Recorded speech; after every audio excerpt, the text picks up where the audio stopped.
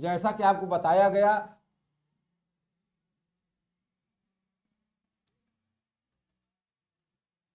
Regulating act 1773 की कमियों को दूर करने के लिए एक्ट ऑफ सेटलमेंट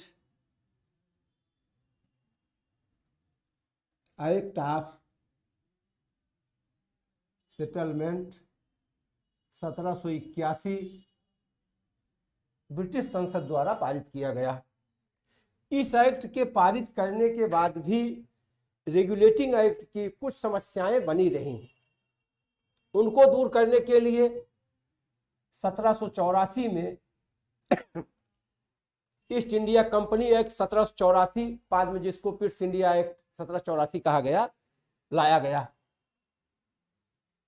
क्वेश्चन बन सकता है कि पिट्स इंडिया एक्ट का पूर्व में क्या नाम था? East India company act, east India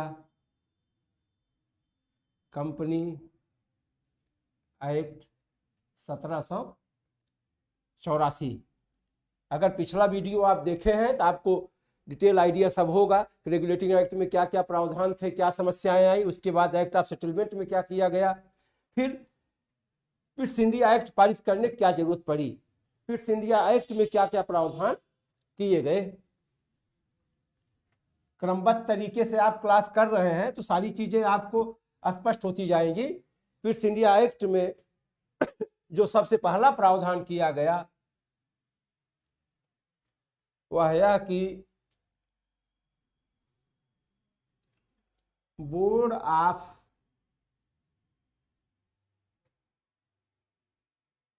control का गठन, बोर्ड ऑफ कंट्रोल का गठन। आप ध्यान दें तो आपको याद आएगा कि ईस्ट इंडिया कंपनी के कार्यों को संचालित करने के लिए कोर्ट ऑफ डायरेक्टर्स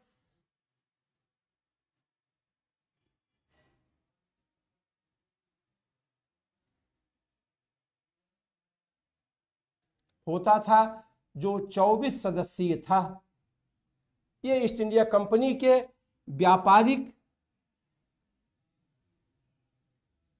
व्यापारिक और राजनैतिक दोनों कार्यों को संचालित करता था। रेगुलेटिंग एक्ट द्वारा जब बंगाल के गवर्नर को गवर्नर जनरल कहा जाने लगा, मद्रास और बॉम्बे के गवर्नर को गवर्नर जनरल के अधीन कर दिया गया, तो उसके बाद राजनैतिक और व्यापारिक कार्यों को लेकर के समस्याएं उत्पन्न होने लगी, जिसके निदान के लिए पिट्स इंडिया एक्ट 1784 में बोर्ड ऑफ कंट्रोल का गठन किया गया। यह 6 सदस्यीय एक संस्था थी,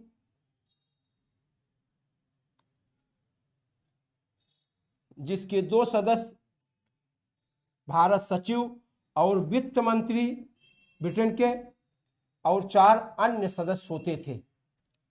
आप ध्यान दें, अब कार्य देखेंगे। इसका गठन कर दिया गया, इसको कार्य क्या दिया गया?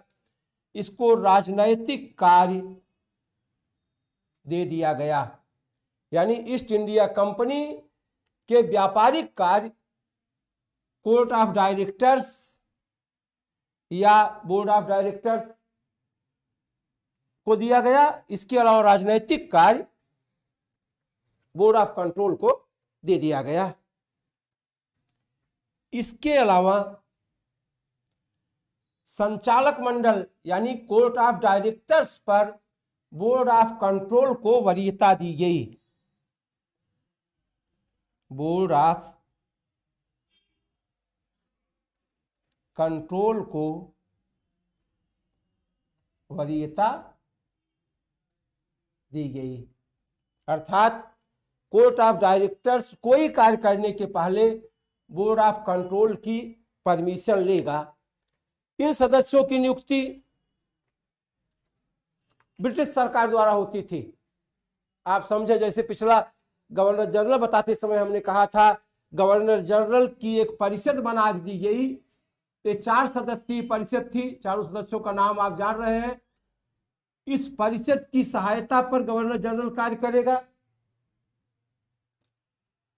इस परिषद की सलाह पर कार्य करने के साथ साथ इसको सामान्य दशाओं में मतदान का अधिकार नहीं था, केवल टाई होने की स्थिति पर मतदान कर सकता था। वोटिंग राइट केवल मत बराबर होने की स्थिति में था। इसको गवर्नर जनरल की नियुक्ति ईस्ट इंडिया कंपनी द्वारा होती थी और परिषद के सदस्यों की नियुक्ति ब्रिटिश सरकार द्वारा होती थी।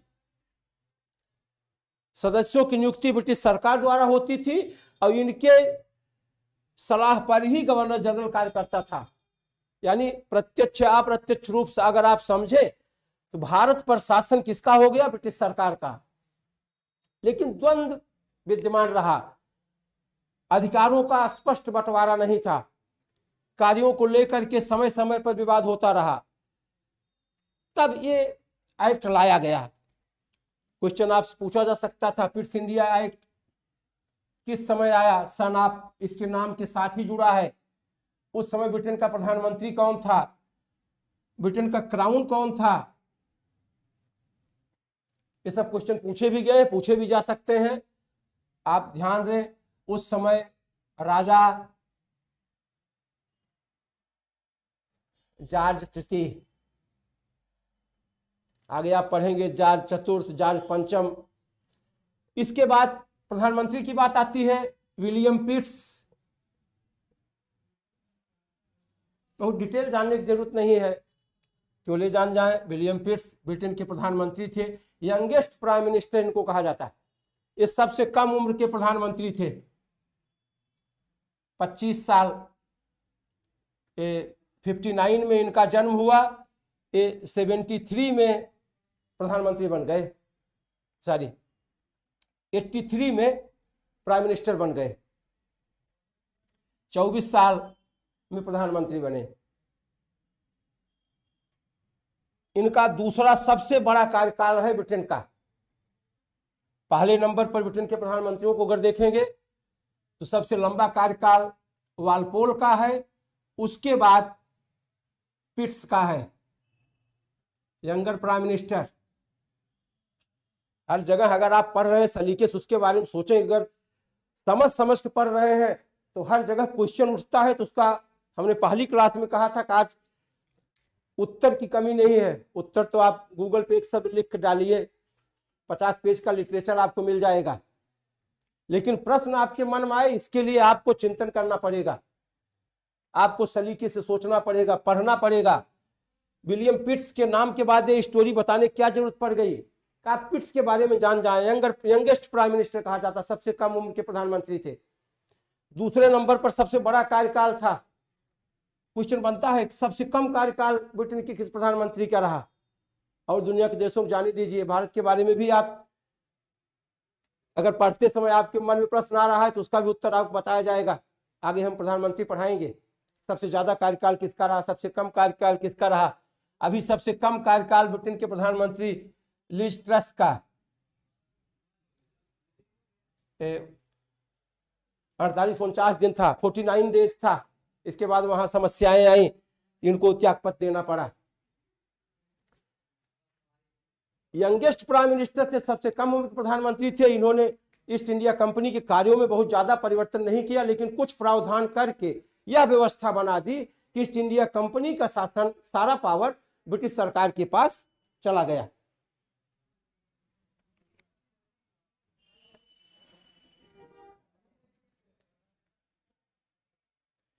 इसके साथ साथ एक महत्वपूर्ण बदलाव जो किया गया वो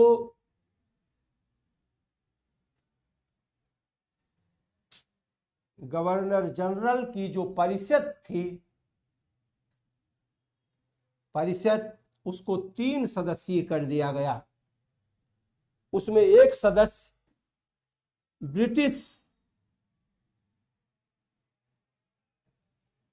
जो क्राउन की सेना थी उसका चीफ होता था।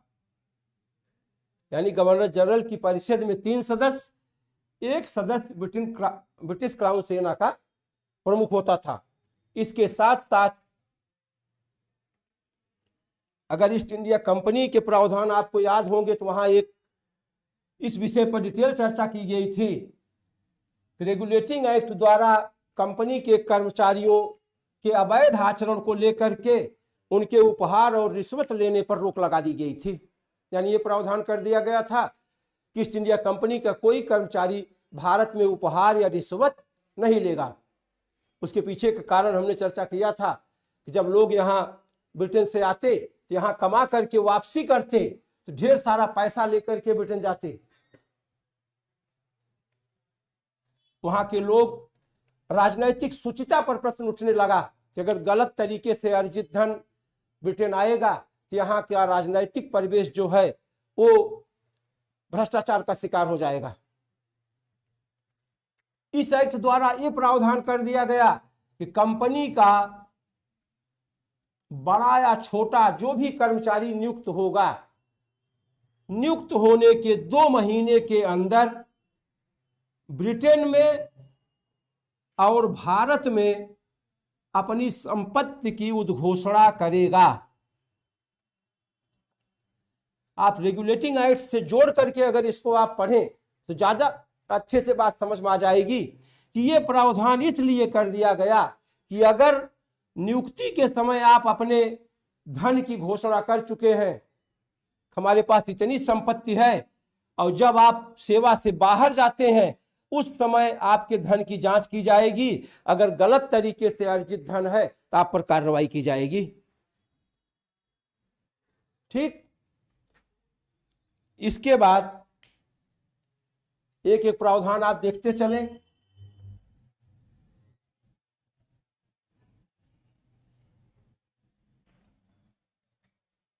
अभी तक की जो व्यवस्था थी,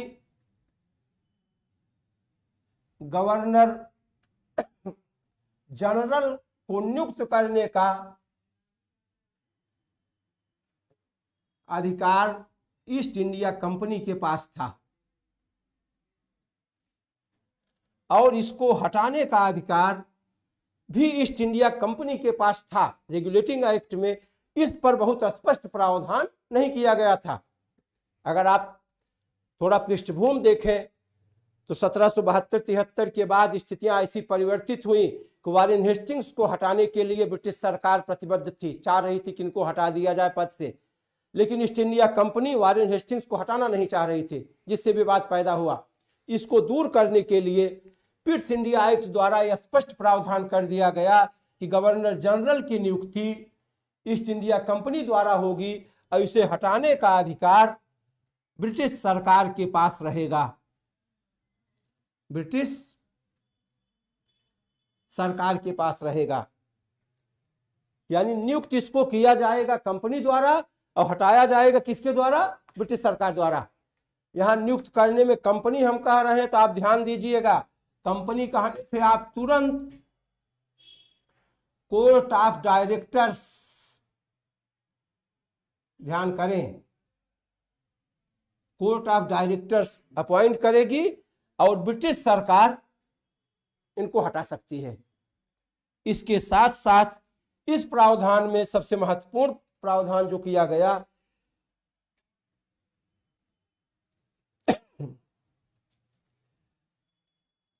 ब्रिटिश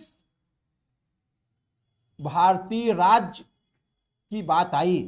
पहले जिनको कंपनी का क्षेत्र कहा जाता था, पहली बार उसको ब्रिटिश भारतीय राज्य कहा गया। यानी अब कंपनी का क्षेत्र न हो करके उसको ब्रिटिश भारतीय राज्य कहा जाने लगा। साथ साथ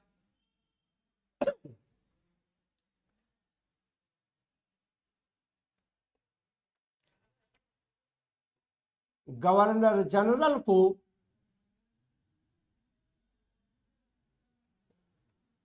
दो लोगों के निर्देश पर कार्य करने की स्थिति बना दी गई। अब समझें, एक आदमी जो अपॉइंट कर रहा है और दूसरा जो रिमूवल पावर है, जो हटा सकता है। एक ईस्ट इंडिया कंपनी और दूसरा ब्रिटिश सरकार। यानी गवर्नर जनरल पर दोहरा दबाव हो गया। एक ईस्ट इंडिया कंपनी के दबाव में रहता था, दूसरा ब्रिटिश सरकार के दबाव में।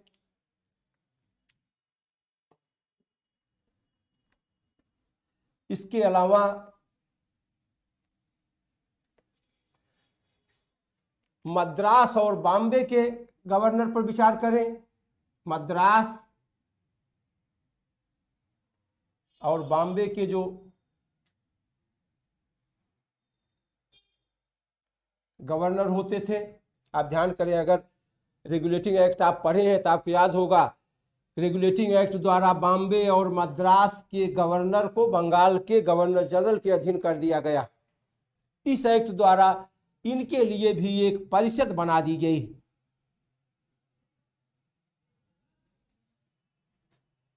तीन सदस्यीय परिषद बना दी गई कि इनकी सलाह पर ये कार्य करेंगे।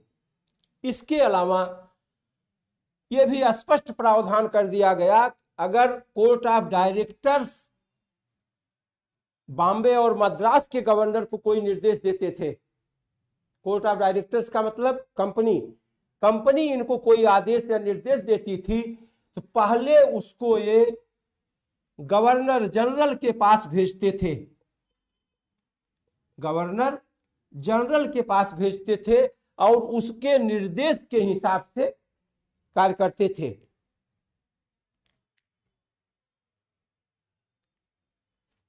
ठीक, मद्रास और बॉम्बे के गवर्नर कोर्ट ऑफ डायरेक्टर्स के निर्देशों को गवर्नर जनरल के पास भेजते थे और उनके आदेश के अनुसार ही कार्य करते थे। इसके अलावा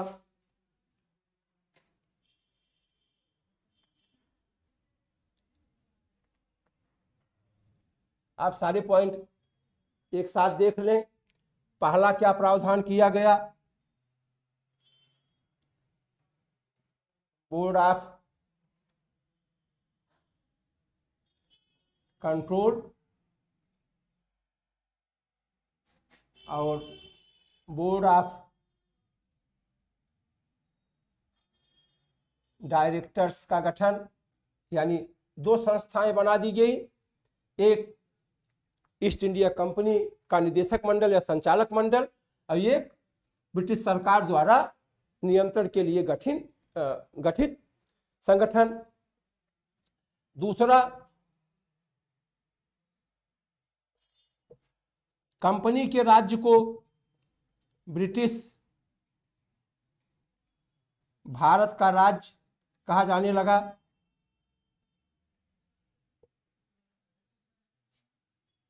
गवर्नर जनरल को हटाने का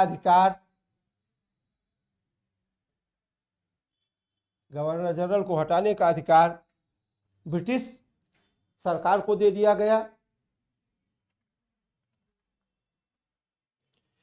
इसके साथ साथ बोर्ड ऑफ डायरेक्टर्स पर बोर्ड ऑफ कंट्रोल को वरीयता दी गई। यानी पिट्स इंडिया एक्ट द्वारा मुख्य रूप से 3-4 प्रावधान यही किए गए। परीक्षाओं में यही से पूछे भी जाते हैं, इनसे ज्यादा कुछ खास पूछा नहीं जाता है कि क्या क्या प्रावधान किए गए। Board of control, board of directors का गठन 6 सदस्यीय था, इसके बारे में हम बता दिए। ब्रिटिश कंपनी के राज्य को ब्रिटिश भारत का राज्य कहा जाने लगा। गवर्नर जनरल को हटाने का अधिकार ब्रिटिश सरकार को दे दिया गया और बोर्ड ऑफ कंट्रोल को बोर्ड ऑफ डायरेक्टर्स पर वरीयता दी गई। इसके बाद 1784 के बाद रेगुलेटिंग एक्ट का 20 साल पूरा होने पर चार्टर एक्ट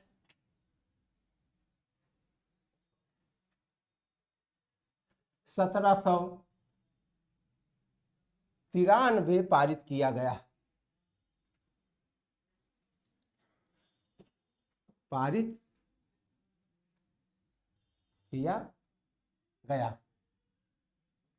आप ध्यान दें, हमने पहली क्लास में चर्चा किया था, बताया था कि पहले ईस्ट इंडिया कंपनी का भारत पर एकाधिकार पहली बार 15 साल, उसके बाद क्रमशः 20-20 साल बढ़ाया गया। पढ़ते समय सारे टॉपिक एक दूसरे से तब जुड़ जाते हैं जब उसमें किए गए परिवर्तन, बदलाव एक साथ आप जोड़ के चलते हैं। पढ़ते समय आप क्रमबद्ध तरीके से पिछली चीज को आगे से जोड़ करके पढ़ते हैं तो चीजें स्पष्ट हो जाती हैं। 1773 रेगुलेटिंग एक्ट, इसके बाद 1793 charter act, 1813 charter act, 1833 charter act, 1853 charter act, ये सारे 20-20 साल पर लाए गए। कंपनी का एकाधिकार 20-20 साल के लिए बढ़ाया गया। कंपनी को जो अधिकार मिलते रहे 20 साल के लिए। इसके साथ साथ 1853 के बाद 1857 की क्रांति होती है, फिर शासन का स्वरूप परिवर्तित हो जाता है। यहां तक पढ़ने के बाद हम आगे से रूप बदल जाएगा तब देखेंगे। अब यहां क्रमबद्ध तरीके से अगर आप जोड़ के पढ़ेंगे 1773 में क्या प्रावधान किए गए, 1793 में क्या बदलाव किया गया, जो प्रावधान यहां थे उसी में बदलाव परिवर्तन यहां हुआ। उसके बाद 1813 में क्या किया गया, 1833 में क्या किया गया, दोनों बहुत महत्वपूर्ण है। आगे आप पढ़ेंगे कंपनी के एकाधिकार समाप्त करने की बात आती है। कंपनी का एकाधिकार टुकड़े टुकड़े में धीरे धीरे खत्म किया गया। पहले सारे पदार्थों का, सारे सामानों का व्यापार ईस्ट इंडिया कंपनी ही करती थी। भारत से ब्रिटेन, ब्रिटेन से दूसरी जगह कहीं, दूसरी कोई कंपनी, ब्रिटेन की कोई कंपनी आकर के भारत के साथ व्यापार नहीं कर सकती थी। वर्तमान में जैसी स्थितियां हैं वैसी उस समय भी स्थितियां हैं। अगर किसी फील्ड में किसी एक क्षेत्र का एकाधिकार है तो उसमें जनता का शोषण भी ज्यादा होता है। वो कंपनी मनमाफिक मुआवजे फायदे के साथ कमाती है। वहां समस्याएं थी, वहां भी विद्रोह हो रहा था। ईस्ट इंडिया कंपनी के खिलाफ लोग आक्रोश में थे, यही अकेले व्यापार कर रही है, हमको परमिशन दिया जाए। धीरे धीरे एकाधिकार घटाया गया, एकाधिकार कम किया गया। अंतोगत्वा एक टॉपिक किताबों में मिलता है, चाय और चीनी व्यापार। बहुत बार पहली बार पढ़ने पर इसमें बड़ा डाउट हुआ था कि चाय, क्योंकि चाय और चीनी साथ में जुड़ा शब्द दिखता है, तो चीनी शब्द चीन देश के साथ व्यापार था। आगे हम डिटेल बताएंगे। यानी व्यापारी के एकाधिकार धीरे धीरे घटाया गया। अब 1793 में क्या क्या प्रावधान किए गए, अगर 1773 आपको याद है तो आगे पढ़ने में दिक्कत नहीं आएगी।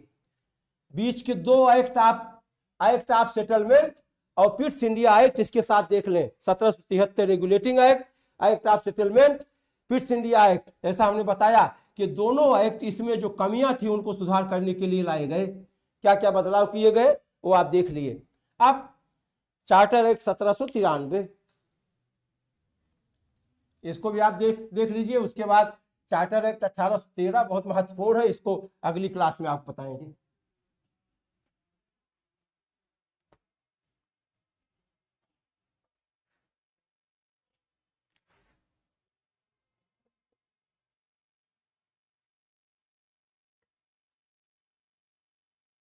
सत्रह सौ तिरानवे,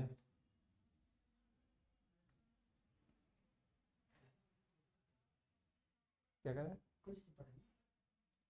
नहीं वो तो ठीक है, बच्चे समझते हैं। चार्टर एक्ट 1793 द्वारा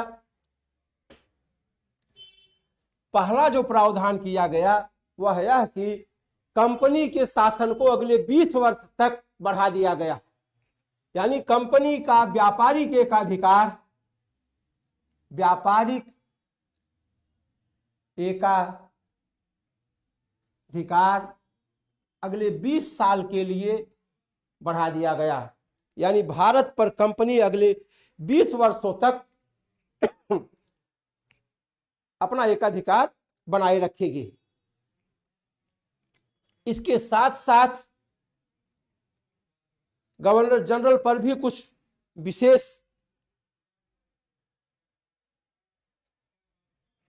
प्रतिबंध लगा दिया गया, व्यवस्था कर दी गई कि अगर कंपनी का कोई भी कर्मचारी बिना सूचना के, ब्रिटिश सरकार को बिना सूचना के देश के बाहर जाता है तो उसे यह माना जाएगा कि वह त्यागपत्र दे रहा है, छोड़ दे रहा है। इसके साथ साथ गवर्नर जनरल को यह पावर दिया गया कि अगर वो कहीं बाहर जा रहा है, क्रम से आप देखें, व्यापारिक एकाधिकार 20 साल के लिए बढ़ा दिया गया। कंपनी के कर्मचारियों को बाहर जाने पर सरकार को सूचना देने अधिकार दे दिया गया कि अगर आप सूचना नहीं दे रहे तो आप मान रहे कि आप त्यागपत्र दे के चले जा रहे हैं। इसके साथ साथ गवर्नर जनरल अगर कहीं बाहर जा रहा है तो अपने परिषद के किसी एक सदस्य को उपाध्यक्ष के रूप में नियुक्त कर सकता है। इसके अलावा बोर्ड ऑफ कंट्रोल जो पिट्स इंडिया एक्ट द्वारा संरचना की गई थी, उस संरचना में कुछ बदलाव कर दिया गया। बोर्ड ऑफ कंट्रोल में 3 सदस्य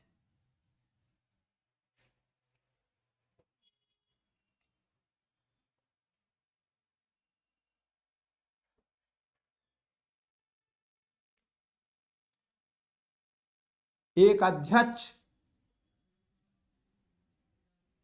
और 2 सदस्य प्रिवी काउंसिल से लिए जाने का प्रावधान कर दिया गया। इसके साथ साथ ईस्ट इंडिया कंपनी के बारे में प्रावधान कर दिया गया कि वह अपने लाभांश को 10% तक बढ़ा सकती है। आगे रेगुलेटिंग एक्ट में हमने चर्चा किया था, कंपनी के लाभांश को लेकर के ही पहली बार उसकी आर्थिक स्थिति के बारे में पता किया गया था। यहां कहा गया कंपनी अपना लाभांश अपने शेयर होल्डर्स में 10% तक बढ़ा सकती थी और साथ साथ 5 लाख पाउंड सालाना वो ब्रिटिश सरकार को पेमेंट करेगी।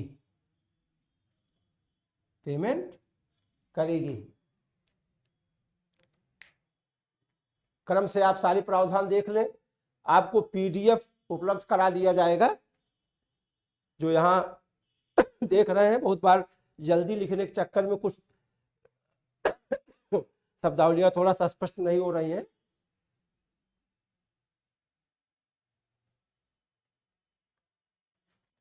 ध्यान दें, एक अध्यक्ष और 2 सदस्य बोर्ड ऑफ डायरेक्टर्स में प्रिवी काउंसिल से होंगे।